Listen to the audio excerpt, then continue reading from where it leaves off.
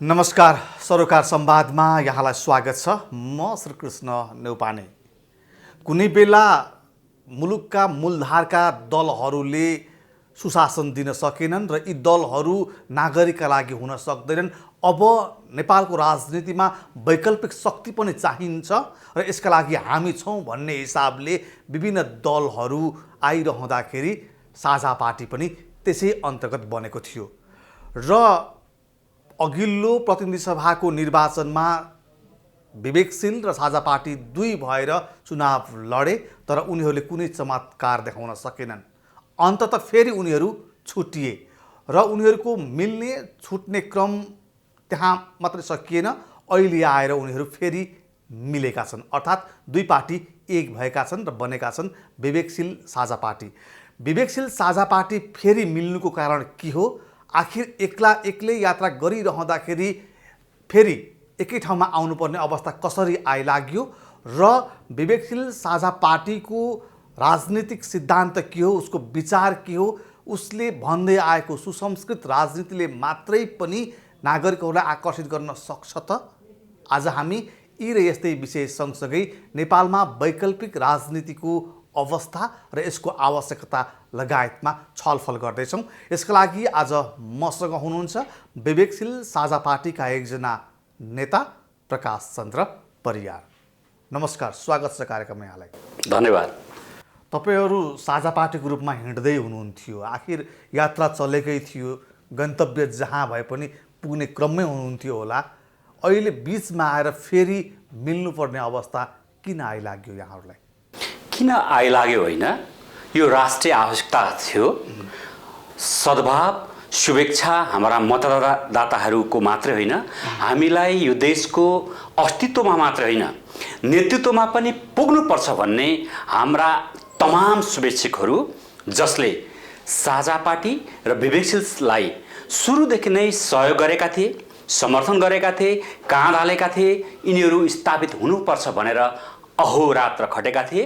उनीहरूको शुभेच्छा, खबरदारी र राष्ट्रिय आवश्यकता अनुसारले साझा र विवेकशील पार्टी एक भएको कि के का लागि? यो देशको समृद्धि, सुशासन, सामाजिक न्याय र स्वाभिमान अभिवृद्धिका लागि। ठिक छ। जस्तो राजनीतिक नेतृत्वमा पुग्नको लागि सत्ता प्राप्ति गर्नु पर्ला होइन, जनतालाई यहाँले भनेको जस्तो डेलिभरी दिनुपर्छ। जनतालाई अब भनेर मात्रै पनि हुँदैन, उनीहरूले डेलिभरीको महसुस गर्नुपर्छ भन्ने यहाँहरूको मूल मन्त्र जस्तै छ। तसर्थ त्यो डेलिभरी दिनको लागि त्यही ठाउँमा पुग्नु पर्ला अथवा सत्ता प्राप्ति गर्नु पर्ला। सत्ता प्राप्तिका लागि अब यी दुईवटा दलहरू मिलिसके पछाडि अब त्यो प्राप्त हुन्छ भन्ने यहाँहरूको बुझायो। अब तपाईँहरू बलियो भइसक्नु भएको हो? हामी बलियो होइन, हामी यो देशले जे खोजिरहेको छ, खास गरेर नेपालको संविधान 2072 लागू भए पछाडि यो देशमा अधिकार, सामाजिक न्याय, समावेशिता र देशको राजनीतिक क्रान्तिको एक हद हामीले संस्थागत गऱ्यौँ।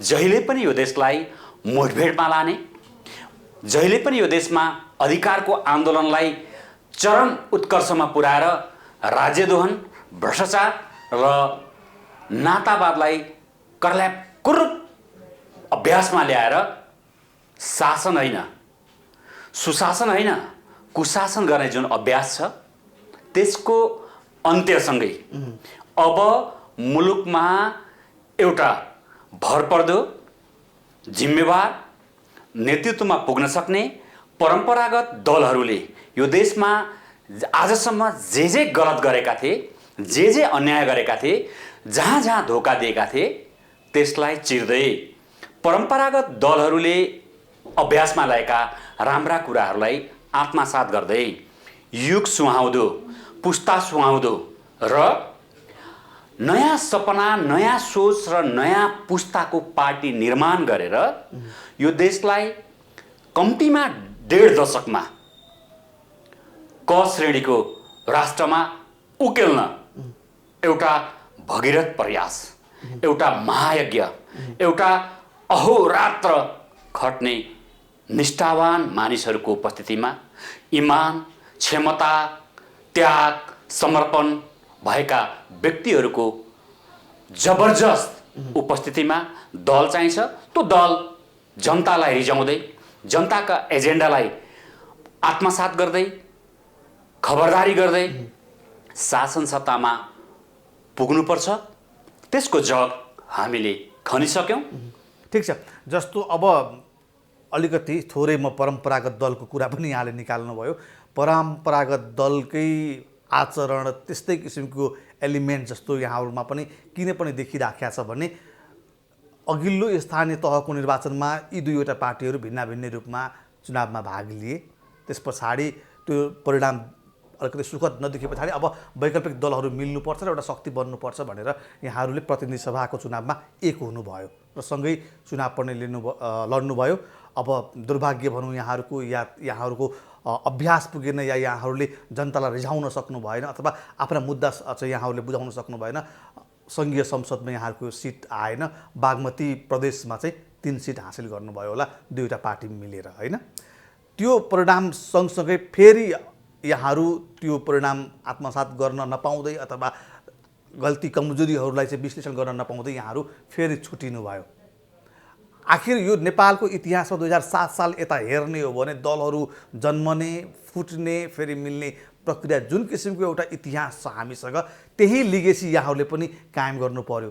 र अहिले मिल्दाखेरि पनि यहाँहरू बिचमा चाहिँ नेताहरूको व्यवस्थापनका लागि होला अथवा दुईवटा दलहरू मिल्दाखेरि यति % अथवा यति यसको यति उसको चाहिँ पहिलो वरियतामा फलानो, दोस्रो वरियतामा यो रहने, यिनै यस्तै किसिमका जुन मुद्दाहरूमा अहिले मूलधारका भनेका दलहरू अल्झिराखेका छन् नि, त्यस्तै मुद्दामा यहाँहरू पनि रुमल्लिएको देखिन्छ। भनेपछि यहाँहरू कसरी फरक? होइन, परम्परागत दलहरूले कति बेला फुटेका छन्, कति बेला हानाथाप गरेको छन् र कति बेला यो देशलाई धोका मात्र होइन बेच्ने हैसियतसम्ममा पुगेका छन् भने सत्ताको सिडी चढ्ने बेलामा, सांसदको टिकट दिने बेलामा, राजनीतिक नियुक्ति, राजकीय दायित्वका बाँडफाँडका बारेमा र ठुला ठुला अरबौँ ट्रान्जेक्सनका बिडिङहरू गर्ने बेलामा उनीहरूले यस्ता हरकतहरू गरेका छन्। तर हामी यति थोरै हामीले अभ्यास गरेको 1.5-2 वर्षमा हामीले एकीकरणको अनुभव लियौँ। हामीले एकदम सम्मानजनक मत पनि ल्यायौँ। हामीले आशा जगायौँ। हामीले भरोसाको पाइला टेक्यौँ र एउटा कलकलाउँदो, भरभराउँदो, युग सुहाउँदो एउटा पार्टी आयो है भनेर हामीले त्यो नारा, त्यो आशा स्थापित गऱ्यौँ। दुर्भाग्य हाम्रो पनि बसमा नभएका, हामीले पनि नजानेका, हामीले पनि नियत नराखेका कुराहरू हामीले भोग्नु पर्यो। हामीबाट साथीहरू चोइटिनु भयो। उहाँहरू दल दर्ता हुन नपाउँदै हामीले के महसुस गऱ्यौँ भने परम्परागत दलहरू जो सत्ताको सिडी चढ्ने बेलामा, सांसदको टिकट बाँड्ने बेलामा, राजदूत संवैधानिक निकायका पदहरू लेनादेना गर्ने बेलामा फुटेका थिए, गुट गिरोहमा परिणत भएका थिए। हामीले त्यो अभ्यास गऱ्यौँ न।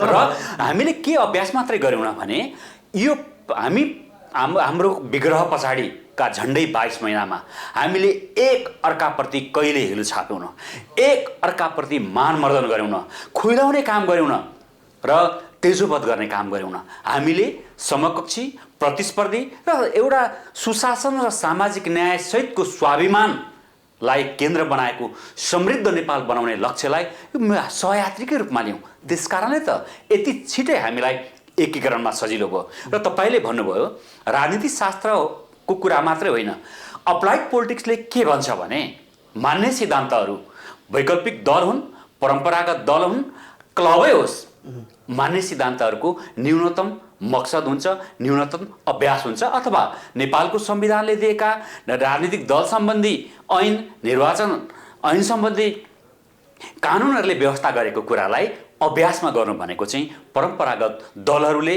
विकृत रूपमा गरेको अभ्यास एउटै हो भन्ने कुरा चाहिँ त्यो प्रश्न नै सान्दर्भिक लाग्दैन मलाई। ठिक छ, अब जस्तो अहिले यहाँहरू दुईटा पार्टी एक हुनुभएको छ र अब चुनाव पनि निकै टाढै छ। अब यहाँहरूले अगाडि तय गरेको बाटो कस्तो हुन्छ। अब तपाईँहरूको विचार पनि ठ्याक्कै यही हो भन्ने किसिमको जस्तो लाग्दैन, किनभने अब सङ्घीयता पनि मान्ने नमान्ने, अब धर्मनिरपेक्षता पनि मान्ने नमान्ने, अब चाहिँ जनमतसङ्ग्रह गर्नुपर्छ भन्ने किसिमको नेतृत्वबाट बेला बखतमा त्यस्ता किसिमका अभिव्यक्ति आइरहँदाखेरि यो विवेकशील साझा पार्टीले अपनाउने कार्यदिशा के हो, यसको विचार के हो, अनि के विचारका लागि तपाईँको पार्टीसँग चाहिँ गोलबद्ध हुने, आबद्ध हुने नागरिकले? मलाई यो फोरमबाट आदरणीय दर्शक र विवेकशील साझालाई शुभेच्छा राख्ने, यो नेतृत्वमा आएर यो देशको कायापलट होस्, समृद्धिको रेखाङ्कन मात्र होइन परिणाममुखी अभ्यास होस् भन्ने शुभेच्छुकहरू पनि यो टेलिभिजन हेरिरहनु भएको छ। म के आश्वस्त बनाउन चाहन्छु भने, र यो दुःखद धरातल यथार्थ यहाँ माझ म के प्रस्तुत गर्न चाहन्छु भने, यो देशले 7 दशक यतादेखि वादै वादले बर्बाद बनाएको कुराहरू कुनै पनि दलहरूले बाहिर ल्याएनन्।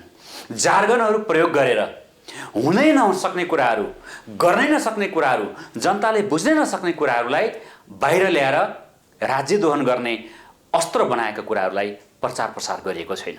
म गौरवका साथ भन्छु, वादै वादले बर्बाद भएको देशमा विचारको नाममा पार्टीमा एउटा व्यक्तिलाई कहाँ स्थापना गर्ने नाममा नेपाल कम्युनिस्ट पार्टी मसाल मोटो छ, नेपाल कम्युनिस्ट पार्टी मसाल पातलो छ, अथवा झोल मसाल र चोक्टा मसाल भनेर छुट्टिनु पर्ने देशमा हामी राजनीतिक संवाद गरिरहेका छौँ। हामीले सामाजिक न्यायलाई केन्द्रबिन्दु बनाएर कहिले पनि अभ्यास गरौँ न, समृद्धिलाई केन्द्रबिन्दु बनाएर कहिले पनि राजनीति गरौँ न। विचार बिना पनि पार्टी सजीव हुन्छ। हरेक राजनीतिक पार्टीको एउटा न एउटा विचार त हुन्छ होला, ऊ हिँड्ने बाटो, उसको हिँड्ने बाटो, हाम्रो बाटो चाहिँ यो है भन्ने त हुन्छ होला नि। अब राजतन्त्रको विषयमा कुरा आउँदाखेरि यो चाहिँ नेपाली जनताले चाह्यो भने त्यो पनि आउन सक्छ। सडकमा प्रदर्शन हुनु भनेको चाहिँ नेपाली जनताको अधिकार हो भन्नुहुन्छ तपाईँको अध्यक्ष भनेपछि तपाईँको पार्टीले गर्ने अवलम्बन गर्ने नीति चाहिँ के हो भनेर त खुल्दुली हुनु स्वाभाविक होइन र? श्रीकृष्णजी, यो पार्टी अत्यन्त सामूहिक विचारले सुसज्जित र त्यसलाई अत्यन्त कडाइका साथ अभ्यासमा गरिरहेको पार्टी हो। हाम्रो विचार कल्याणकारी लोकतन्त्र हो। कल्याणकारी लोकतन्त्रमा शिक्षा र स्वास्थ्य राज्यको दायित्व हुन्छ। सार्वजनिक यातायात राज्यको दायित्व हुन्छ। संविधानले भनेको कुरा हेर्नु न, संविधानले त 2004 सालदेखि नै हामीले अन्तरिम संविधानको अभ्यास गर्यौँ। अहिलेको संविधानमा त हरेक नागरिकको चाहिँ स्वास्थ्यको अधिकार हुनेछ, शिक्षाको अधिकार हुनेछ, रोजगारीको ग्यारेन्टी राज्यले गरिदिनेछ भनेर त संविधानमा लेखेकै छ नि। उहाँहरूले यो लेखेर अभ्यास नगरी आउनुभयो। जार्गन र अत्यन्त भ्रम फैलाएर मानिसहरूलाई जहिले अलमल बनाएर आउनुभयो। जति बेला डेलिभरी गर्ने, जति बेला अभ्यास गरेर जनतालाई दिने बेला उहाँहरू यो त मिडियाले उठाएको कुरा, यो त विवेकशील साझाले उठाएको कुरा, यो त हाम्रा विरोधीहरूले उठाएको कुरा भनेर भन्नुहुन्छ। हामीले के भन्यौँ? खाद्यान्नको न्यूनतम अधिकार राज्यको हुनुपर्छ।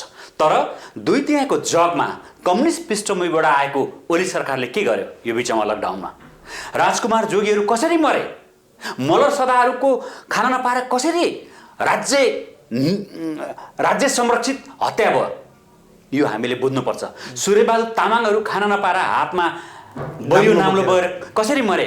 कसको पालोमा? 2/3 जगमा कम्युनिस्ट पृष्ठभूमिको सत्ताको बेलामा। त्यस कारणले कथनी र करणीमा यो देशमा हामीले 7 दशकदेखि भनेपछि संविधानप्रति पनि विश्वास छैन, संविधानमा लेखिएका कुराहरू पनि लागू हुँदैनन् अथवा यो संविधान अनुसार तपाईँहरू चल्नुहुन्न। यो पार्टी मात्रै गौरव साथ एउटा पार्टी हो, विवेकशील साझा पार्टी, जसले संविधानवादलाई सिरोपर गरेको छ। र गौरव साथ विवेकशील साझा पार्टी संविधानवादी पार्टी हो भन्छ। संविधानमा निर्दिष्ट अधिकारहरूलाई हामी सम्मान मात्र होइन, यसलाई अभ्यासका लागि दबाब दिइरहेका छौँ। र हिजो साझामा आउँदा, हिजो विवेकशीलमा आउँदा हाम्रा एउटै कुरा थियो, राज्यले गर्नुपर्ने दायित्व गरेन, हामीले खबरदारी गरिरह्यौँ, राज्यलाई झकझकाइरह्यौँ। र राजनीतिक दलको एउटा अत्यन्त महत्त्वपूर्ण दायित्व के छ भने श्रीकृष्णजी, जहिले पनि राजनीतिक दलले सत्ताले अभ्यास गर्छ, प्रमुख प्रतिपक्षहरूले नजिकबाट खबरदारी गर्छ। हामी जस्तो इमर्जिङ प्रमुख प्रतिपक्षले त अझ त्योभन्दा बढी सोचेर के गरिरहेका छौँ? हामीले यो कोभिडमा अब राज्यले मात्र सक्दैन, त्यसकारणले सर्वदलीय संरचना बनाएर जनतालाई के गर्न सकिन्छ यो महामारीबाट आउनुहोस्, हामीलाई पनि काम गर्ने मौका दिनुहोस्। हाम्रा ठुलो सङ्ख्याका अगुवाहरूलाई शुभेच्छुकहरूलाई हाम्रो पार्टी प्रणालीलाई हामी कोभिड विरुद्धमा अभ्यासमा ल्याउँछु भन्यौँ। तर ओली नेतृत्वको सरकारले रेस्पोन्स खोज्यो जस्तो गरेर हाम्रो कुरा आएन। तर जब राज्य कमजोर भएर मगन्ते हैसियतमा पुग्यो, मानिसहरू क्वारेन्टाइनमा पानी पानी भनेर मर्न थाले, मान्छेहरूले बजार अस्तव्यस्त भयो, शिक्षा क्षेत्र अस्तव्यस्त भयो, निम्न स्तरका मानिस मात्र होइन मध्यम वर्गीय मानिसहरू पानी पिउन पनि मुस्किल पर्यो। त्यति बेला साझा पार्टीले उठाएका कल्याणकारी लोकतन्त्रका आवाजहरू आत्मसात गर्नुपर्ने अवस्था आयो। त्यसकारणले हामी के भन्छौँ भने यो संविधानवादी पार्टी हो, यो कल्याणकारी लोकतन्त्रमा विश्वास गर्छ। अत्यन्त कमजोर भएको बेलामा पनि राज्यले गर्नुपर्ने दायित्व राज्यले गर्नैपर्छ भनेर खबरदारी गरिरहेका छौँ। अहिले सांसद कोष, संसद विकास कोषलाई किन यसलाई विशिष्ट अवस्थामा जनताका चुलो बाल्नेमा यसलाई रकमातन गर्ने संयन्त्र किन बनाऊ भनेर हामीले आवाज दिएको, यो सरकार किन सुन्दैन? किनकि यो सरकार राम्रा कुराहरू यहाँहरूको सिद्धान्तै लोक कल्याणकारी, यहाँ सबैभन्दा मुख्य भनेका जनता हुन्, जनताको हित बिना चाहिँ राजनीति हुँदैन भनेर यहाँहरू अगाडि बढ्नुभएको छ। लोकको हित नै राजनीतिको मूल मर्म हुनुपर्छ भन्ने यहाँहरूको मर्म हो, होइन त? ठिक छ। अब यो सरकार बनिसके पछाडि 2 वर्षको अवस्था पनि हेरे जनताले। अहिले त पुग्न 3 वर्ष भयो। मैले कहाँ सम्झाउँदैछु भने काशीको उपनिर्वाचनतर्फ लैजाँदैछु यहाँलाई। त्यति बेलासम्ममा नेपालमा कम्युनिस्टहरूको सरकार जनताहरूले देखिसकेका थिए र धेरैले आलोचना पनि गर्न सुरु गरिसकेका थिए कि सरकार चाहिँ सोचे जस्तो भएन, जनताहरूको अपेक्षा विपरीत गयो।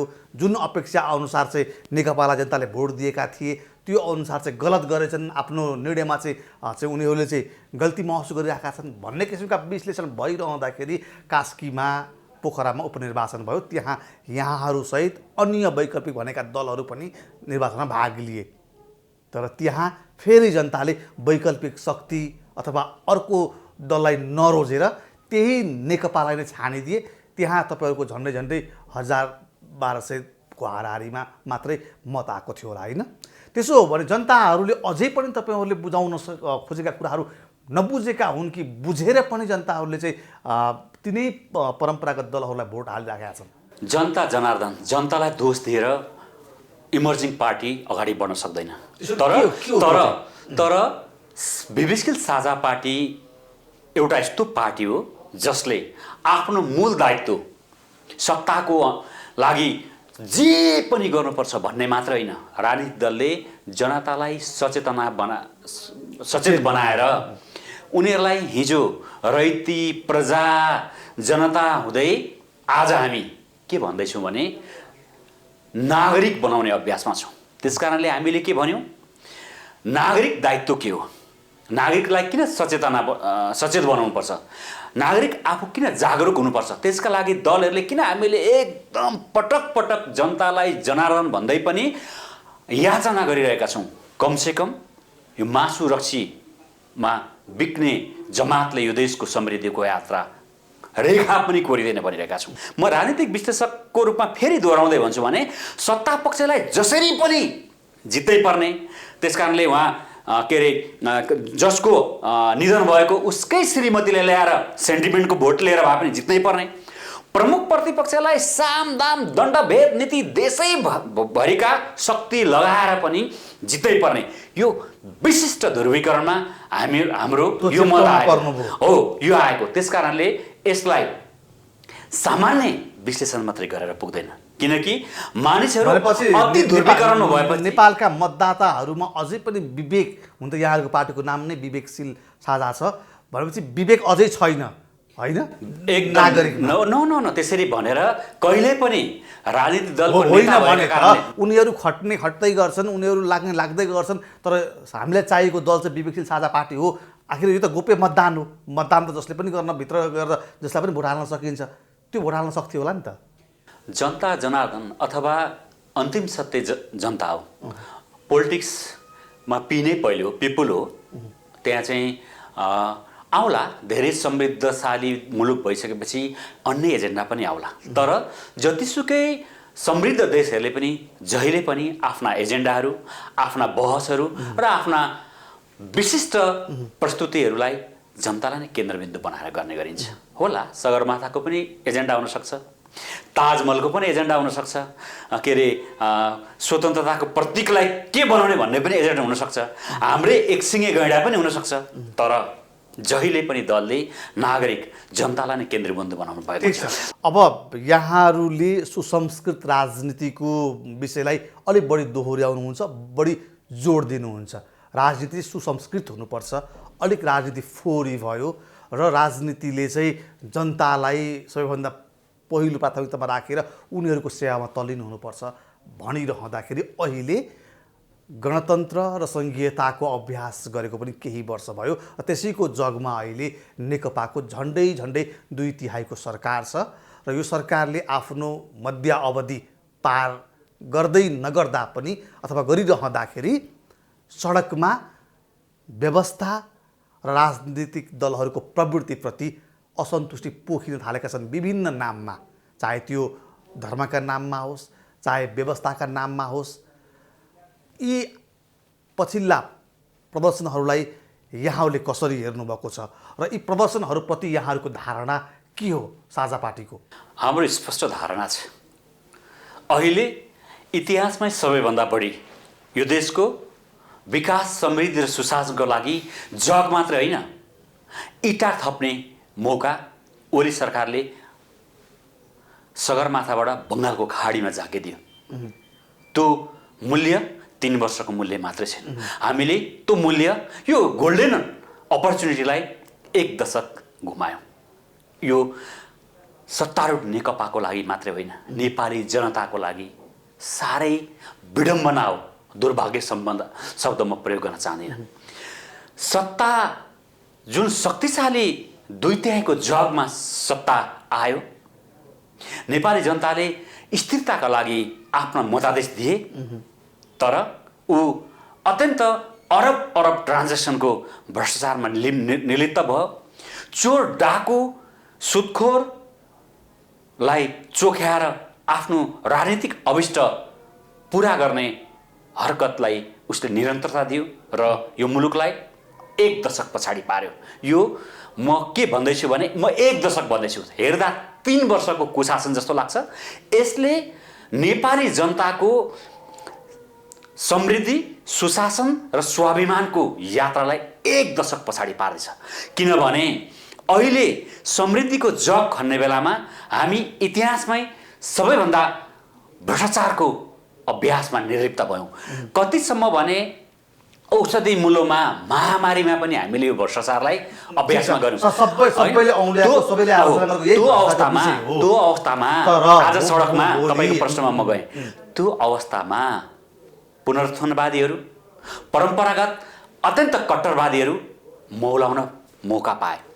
यसको कारण म के भन्छु भने, गणतन्त्रको जग कमजोर भएर होइन, गणतन्त्रको जगमा अहिलेको सत्ता अत्यन्त निरीह र गति छाडापनाको अभ्यास गरेका कारणले त्यो टाउको उठाउनेहरूलाई आँट आयो।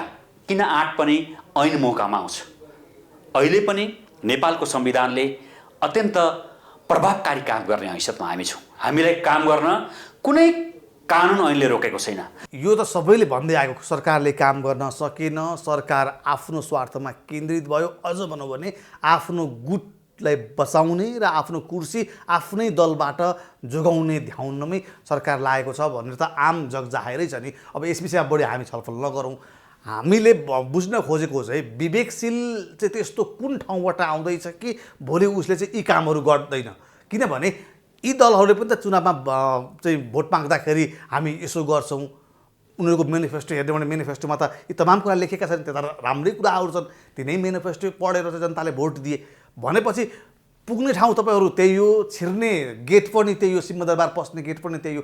तपाईँहरू चाहिँ फरक हुनुहुन्छ। फरक हामीले त्यो संरचनागत रूपमै हामी प्रष्ट भयौँ कि एउटा वडाध्यक्षको टिकट लिने बेलामा महानगर उपमहानगरपालिकाको प्रभावशाली वडाध्यक्षले 30 देखि 40 लाख खर्च गरेर टिकट ल्याउने अनि 30 देखि 40 लाख नै खर्च गरेर वडाध्यक्ष हुने अनि उसले राज्यद्रोह नगरेर कसले गर्ने।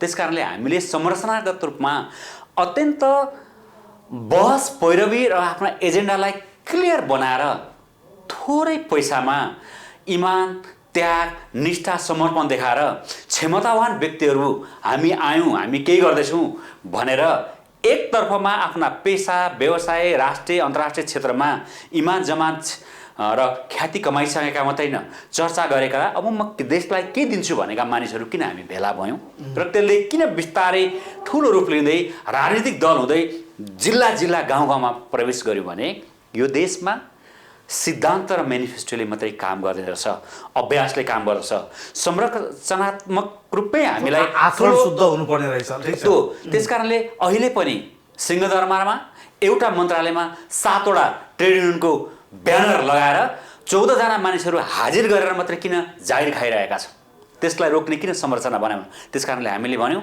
निजामती कर्मचारीहरूको यो दलै पिच्छेको ट्रेड युनियन खारिज गरौँ ठिक छ अब अन्तिममा छौँ हामी अन्तिममा मैले यो प्रश्न सोध्नै पर्ने हुन्छ कि तपाईँहरूले यति राम्रा कुराहरू कार्यक्रमहरू लिएर अगाडि आइरहँदाखेरि तपाईँहरूसँगै सहकार्य गरेका कतिपय साथीहरूले पार्टी नै छोडेर जानुभयो र हिजो मिल्दै गर्दाखेरि कतिपय साथीहरू विवेकशीलमै रहनु भएको छ उहाँहरूले यो एकता प्रक्रियालाई आत्मसात गर्न सक्नु भएन यी तमाम असन्तुष्टिहरू पनि सँगसँगै भइरहँदाखेरि ऐक्यबद्धताका साथ यस्तो पुनित राम्रो कामका लागि त एक ठाउँमा हुनु पर्थ्यो त्यो गर्न नसकिरहँदाखेरि अब यसको राजनीतिक भविष्य के होला भन्ने किसिमको प्रश्न सँगसँगै आएको छ र यही प्रश्नसँगै आजको कार्यक्रम पनि सकौँला हामीले अहिले पनि हाम्रा अगुवा साथीहरू नेता र हाम्रा शुभेच्छुकहरू जो पार्टी प्रणालीमा सामेल हुनुभएको थियो उहाँहरूलाई जहिले पनि हामीले तिक्ततापूर्ण व्यवहार नगरी कसैलाई कारबाही गरेको हाम्रो सुन्नुभएको छ तपाईँले कसैमाथि धावा बोलेको सुन्नुभएको छ र आउने जाने क्रमलाई हामीले सुरुदेखि नै यसलाई अत्यन्त सरल बनायौँ राजनीति हो समाजसेवा हो पहिले कुरा यो पेसा होइन त्यसकारणले आफूलाई पाएक पर्ने आफूलाई कन्ट्रिब्युसन गर्ने हिसाबले नै हामीले यसलाई अभ्यासमा ल्यायौँ त्यसकारणले हामीलाई हाम्रा साथीहरू अहिले पनि हामी 130 जना सेन्ट्रल कमिटीमा एकीकरण पछाडि छौँ कसैलाई पेसागत पारिवारिक रूपमा अप्ठ्यारो पर्यो भने उसले सरल तरिकाले बाहिर गएर म साधारण सदस्यको हैसियतमा अथवा एउटा शुभेच्छुकको हैसियतमा यो पार्टी पङ्क्तिमा रहन्छु भन्ने सरल दिएका छौँ र कहिले पनि हामीसँग जोडिएका हाम्रा संस्थापक हाम्रा शुभेच्छुक हाम्रा अग्रजहरूलाई कहिले पनि ढोका बन्द गरेर कुनै कारबाहीको दायरामा लिएर तेजोवध गर्दै तथानाम गरेर हामीले अभ्यास गरेनौँ त्यसकारणले हामीले भन्यौँ सुसंस्कृत राजनीति समतामूलक समृद्धि नयाँ तरिकाले अहिले परम्परागत दलहरूको संरचनामा सेन्ट्रल कमिटीमा पुग्न 15 देखि 20 वर्षसम्म गर्नुपर्ने कामहरू अहिले हामीसँग नयाँ साथीहरू आएर स्पष्ट कार्ययोजनाका साथ आएर अहिलेकै महाधिवेशनबाट मात्र होइन अहिलेकै तदर्थ समितिबाट प्रवेश गरेर पनि पदाधिकारी सचिवालयमा हुने हैसियतलाई हामीले अभ्यास गऱ्यौँ यो पार्टीको सुसंस्कृत राजनीति समतामूलक समृद्धिको जग खोल्नलाई अथवा सुशासन समृद्धि स्वाभिमान र सामाजिक न्यायको छातासहित यो देशको कायापलट गर्ने रूपान्तरण गर्ने हाम्रो अभियानको जग हो हामी अहिले पनि दृढ छौँ खुसी छौँ हाम्रो शुभेच्छालाई आक्रामक तरिकाले अभ्यासमा लाउने यो अभियान यहाँहरूको जारी रहोस् यो एकताका लागि हाम्रो पनि हार्दिक बधाई छ कार्यक्रममा आइदिनु भयो यहाँलाई धेरै धेरै धन्यवाद आदरणीय श्रोता हाम्रा मतदाता सबैलाई फेरि पनि आग्रह गर्न चाहन्छु अब हामीले जे अन्डर खानुपर्ने जे सिक्नुपर्ने जे भोग्नुपर्ने एक चरणको नेपाली माटोमा हामीले गऱ्यौँ अब तपाईहरूले हामीलाई साथ दिनुपर्छ हामी कराएर मात्रै हामीले इमान्दारीका साथ प्रस्तुत गरेर मात्रै पुग्दैन अब तपाईहरूकै हातमा छ एकपटक फेरि हृदयबाट याचना गर्न चाहन्छु कृपया साथ सहयोग सद्भाव नजिकबाट खुलेर पाऊँ धन्यवाद सरोकार संवादमा आज हामीले वैकल्पिक शक्तिका रूपमा आफूलाई अभ्यस्त गर्दै राजनीति गर्दै आएका दलहरू पछिल्लो समय एक भएका विवेकशील साझा पार्टीको अब आगामी कार्ययोजना उसको रणनीति र समसामयिक विषयमा छलफल गऱ्यौँ यसका लागि आज मसँग हुनुहुन्थ्यो विवेकशील साझाका एकजना नेता प्रकाश चन्द्र परियार हौस् त आजको सरोकार संवाद यति नै म श्री कृष्ण नेउपाने बिदा हुन्छु नमस्कार